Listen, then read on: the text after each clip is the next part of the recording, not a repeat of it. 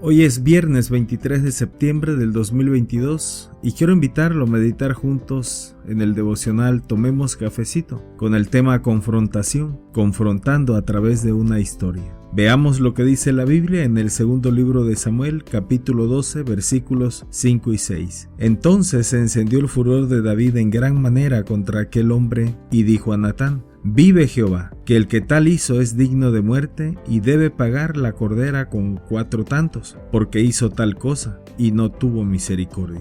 Una historia bien relatada, tal y como lo hizo el profeta Natán con David, siendo este rey de Judá, tiene el poder de mover nuestras emociones hacia la ira, el llanto o cualquier otro tipo de reacción. En esta historia, David reaccionó con ira, de forma violenta. Él dijo: Vive Jehová, que el tal debe morir. Cuando las personas están ciegas e indiferentes a sus pecados, una buena historia que describa sus transgresiones puede ser una poderosa manera de hacerles ser conscientes de ello. En 2 de Samuel 12 se nos narra esta historia del pecado de David: adulterio, engaño y asesinato. No solo fue un pecado, sino una serie de faltas que buscaban encubrir el pecado inicial.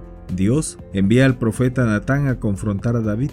Siendo David el rey, no creo que Natán haya ido así nomás, sin ningún temor. Su vida estaba en peligro. A medida que Natán va contando la historia, que seguramente vino repasando una y otra vez en el camino, el furor e indignación del rey fue subiendo de tono, según leemos en el versículo 5. Al dar David su veredicto, y es obvio que Natán contó su historia de tal forma que fuera algo verídico, actual, la reacción del rey era justificada, ignorando que se trataba de él mismo. En el versículo 7, Natán le dice: Tú eres aquel hombre. Por último, es fácil darse cuenta que David quedó poderosamente impresionado con la historia, que eso lo llevó a arrepentirse como resultado de la confrontación. Pequé contra Jehová, fue la respuesta de David, y Natán le consuela diciendo: También Jehová ha remitido tu pecado, no morirás. Las consecuencias del pecado de David no fueron canceladas. El niño que Betsabé concibió, producto de esa acción pecaminosa, murió. Y si puede terminar usted de leer la historia en el capítulo 12, es evidente que David fue traspasado